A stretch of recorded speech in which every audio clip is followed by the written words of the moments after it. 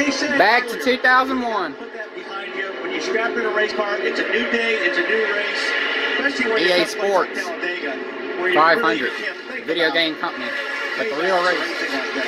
22 laps to go, Walter. You got a couple of lap cars up there at the front of the pack. Harvick in the 29, Kurt Busch in the 97, in among the leaders. Well, it's the place. If I'm on the lead lap, I'm in the red 8. Guys to get out of there so we can go racing. But if I'm a lap down, I gotta stay there in case the yellow comes out. I get my lap back. Well, I think those guys have every reason, every right to be there until about 10 laps to go. They should stay there. And I agree with you, Betty. 10 laps to go, they should get out of there and let those guys race. Ernharet Jr. rides Hamilton up off the bottom lane, back out front. His teammate Kenny Wallace is pushing him. All right, Junior, you're up front. Burton, I know you're fighting to hear you're third on that inside line. What's happening? Well, one thing I noticed is some Roush cars up there in the top 10. You guys had a pretty good plate program at that particular point. All those cars running so well. But if you look at the front, all the Chevrolets, my car, Kenny Wallace in the one Pennzoil car, the 55 of Bobby Hamilton, and Kevin Harvick back there in that 29.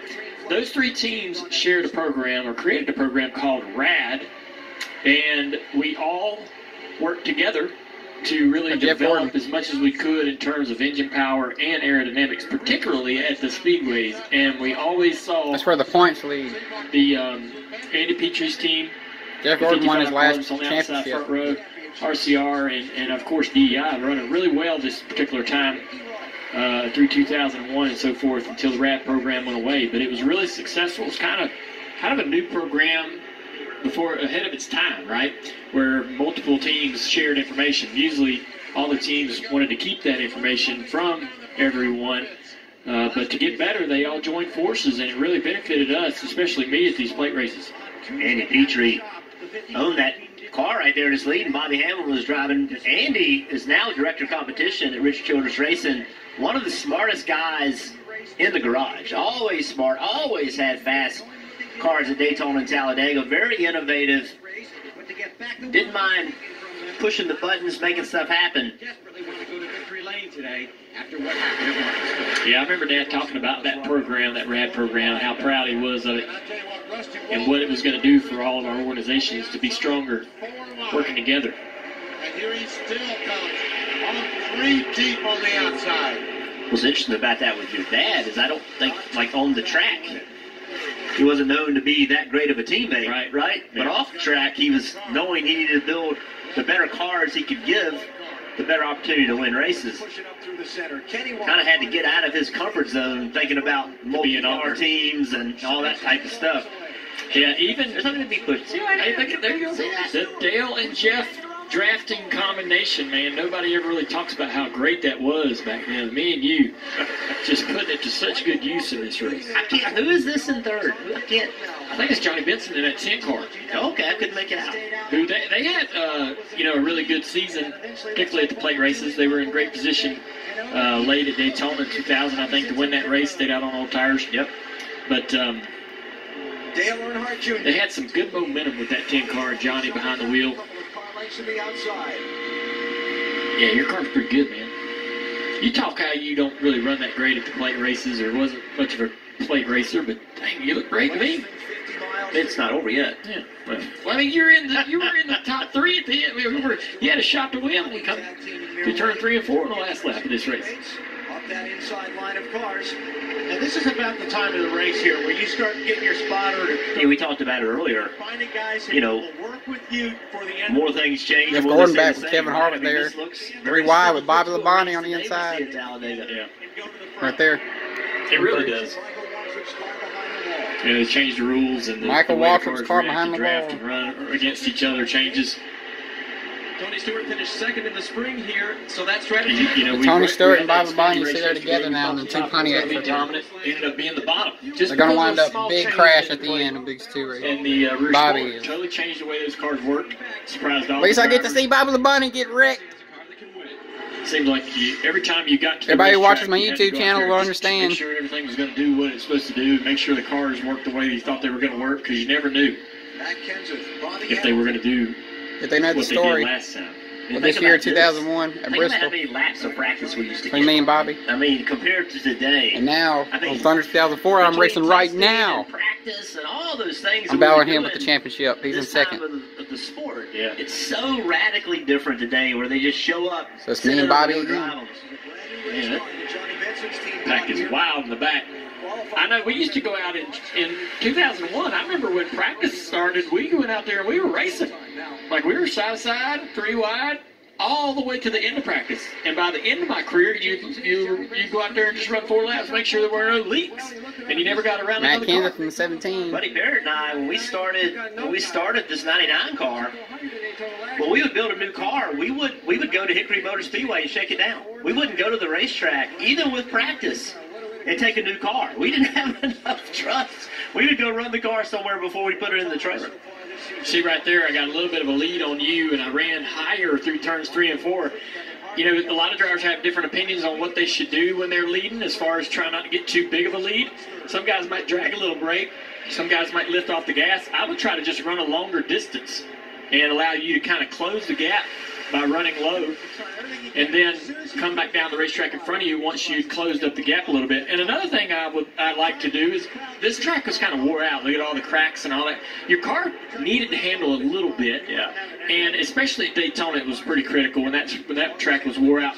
I would run up a little bit so that your left headlight, you in this case, have a little bit of downforce, a little bit of turn in that car, showing you, allowing your headlight to have a little air on it.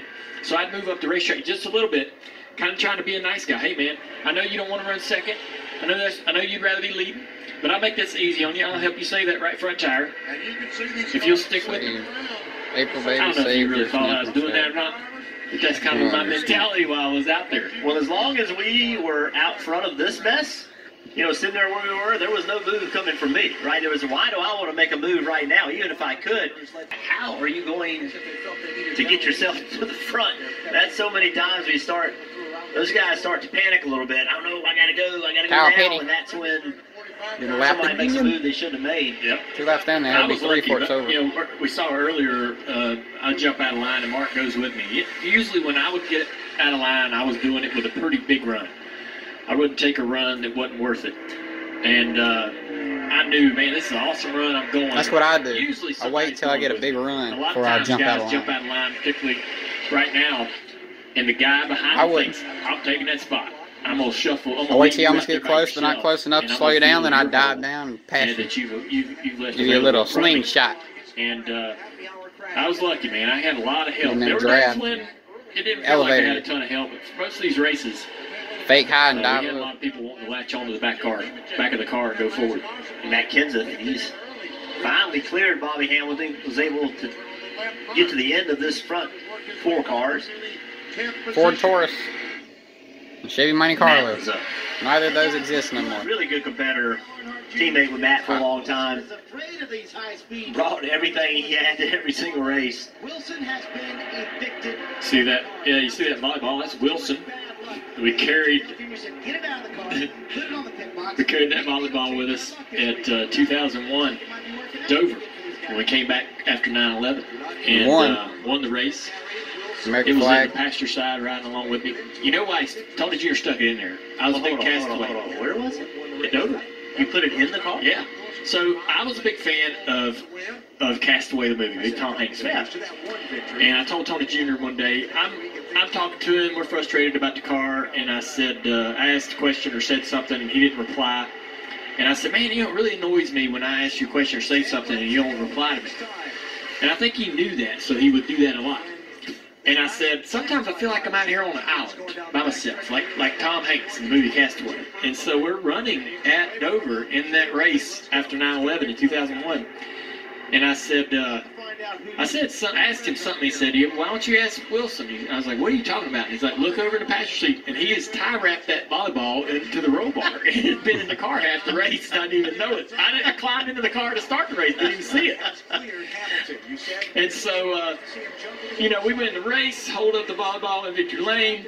We carried it a few more events, I think maybe because we thought it was good luck, and we finally took it out of the car after we stopped winning. Or didn't win. It run its now it's in the, now we got it in the pits, I suppose. That's funny. Then the 17 of Kansas car. Let's listen to Alan and Benny. Benny Parsons, such a great guy in the booth. Wally, dial it back. I want to be in the middle. Well, there's something. There's like John that. Andretti, who died a couple years ago. He's also getting lapped. And guys, Jeff Gordon said the same thing. He actually said it before the race. He told Robbie Loomis, his crew chief, when it comes down to it, I want to be in the middle, find my way to the middle, because I think that will be the lane that will move. I talked to Mike Wallace this morning out of the garage, and he said the same thing about the middle lane with the cars configured the way they are, seeming to be the one that always moves. Yep. Alan, remember here in April, it was Bobby Hamilton that came charging from the back to win EA Sports, there it is, the video game company back catch then. up with that pack in front of him, but several drivers waiting for the 55 to do something. That's the car they want to latch onto. And I think they're right. That's the only car they're going to have a chance to get by the 8 car. Then once they're by the 8 car, then it's going to be a free-for-all. But it's going to be real tough to do that with these 5 or 6 cars behind Dale Jr. lined up. With the laps running out, Bobby Hamilton had to get down to that inside lane and fill that drafting hole. Now things are going to get interesting. The line is closed. Who's going to be the first one to break out and make the move to the outside among this lead group? 8 laps to go. Well, I'll tell you, they need to hurry, because if that other line gets up next to them, the one that Kenny Wallace is leading, they're not going to have a chance to make a move. There was Tony Stewart and Bobby Hamilton. They moved up high. Stewart bails back out to the inside.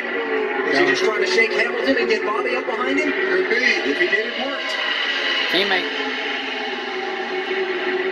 Now the 2 Gibbs cars are together. You got 2 Roush cars up there, Kenseth and Burton. Dale Jr.'s all alone. He lost his drafting partner when Michael Waltrip went out of the race. Kenny Wallace, there in the yellow car, hung back in traffic.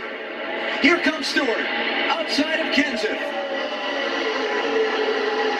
And Bobby Labonte quickly jumped on the back bumper of his teammate. Now, if I'm the 99, I'm going to jump out right now, right in front of that 20 car, and let the 20 car push me by the 8 car.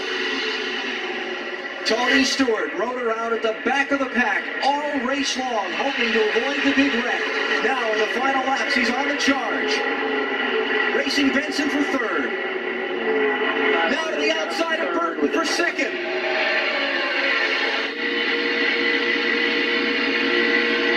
Protect the top side. Still clear up. Dale Jr. moves the block. And Hamilton is in the middle. Is that the spot to be?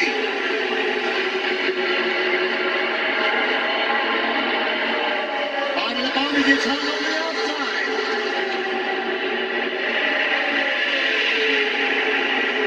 Six laps to go.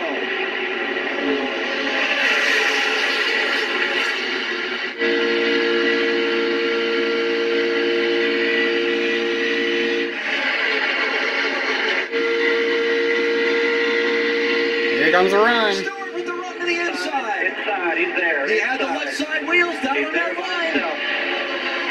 Could get Did he penalized. cross it? Yeah, he crossed it. Get penalized. Look, it's 3 wide. Bobby Labonte. Bobby effing Labonte. 3 wide. And look, there's the Viger car, Mark Martin. There as well. Stewart with the lead. You gonna lead this lap? Oh no, Junior led it. The only thing the flagman held at that time, 5 fingers. Please don't anybody make a mistake. Team cars. It's 3 wide behind you. Oh, there's the middle lane. Tied on us. Team cars there and there. Need a Bud? Budweiser? Anybody? Going to try the outside. Junior's going to move up and crowd him. Here comes Mark Martin. Where did he come from? Where did he come from? Grandpa Martin. And Kenny Wallace, he was back about 10th or 12th, just a few laps ago. 4 to go. Martin pushes Bobby Labonte out to the lead. There we go.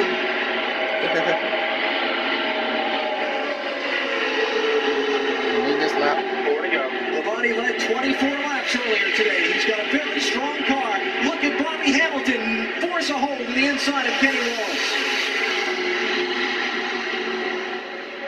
I tell you what, right now, if it's about 12 feet wide, they're going to put a car in it.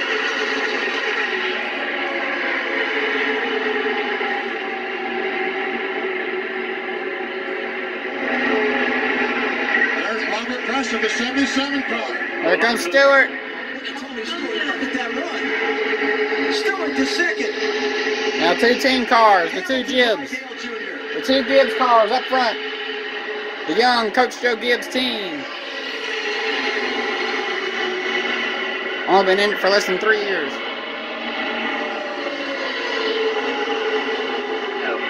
laps to go. One drama here at Talladega. Bobby Labonte leads. Tony Stewart is second. Bobby Hamilton is third. All 30 cars on the lead lap in a big pack. And Brad Bodine is 28%. I'm sitting right here, Jeff, and I don't know how I'll win this race. I just lost all those spots with some terrible decisions, and now I got great help behind me. This 32 car. Keep an eye on that 24 car. Keep an eye on that 24. Oh, 24 car. It's money time. We're going to keep that momentum. Ready for Jeff Gordon, no young money to Get come some back. momentum off of the nose. Points leader. With Bobby Hamilton's car. Here Use comes that Junior. to go the inside of Tony Stewart. And now, though, you're really by yourself. Like, there's nobody Yep. pushing you. No but you're able to teammates. clear Stewart, so then to Stewart. Yeah, but now you're in between wisely 2 says, Gibbs "Okay, what am I sandwich. gonna do?" It rolls in behind you. And a Gibbs sandwich now. So now, Go ahead. how are we going to, I'm sitting there thinking, where's the run going to come that I'm going to need to try to pass this 18 car of Bobby Hamilton? His teammates behind me, probably not going to get any help doing that from his teammate. Ricky Craven. Little block here on Stewart. Junior moves down to block Tony Stewart. I still got no answer for the 18 car, really no momentum. Bobby Hamilton on the outside of Stewart right there. That's slowing him down, so that's taking that energy away. So I move up the track, 32 jumps behind the 55. Trying to help Bobby Hamilton. And here I come behind Stewart. All right, we got a big run on Bobby. Flag is up. I'm going to get a little help off the nose of the 20. Big run on Bobby. He's going to block me here. When I go low, I clip his lip for a quarter panel and blow the quarter panel out. Stewart was going to go with his teammate, but he sees that quarter panel damage. I think he changed his mind right there and said, I think this is the better choice, to go with Junior. And now there's a lot of blocking going to happen right here. It's Bobby Hamilton. Bobby Hamilton and Bobby Labonte both get together. Labonte flips.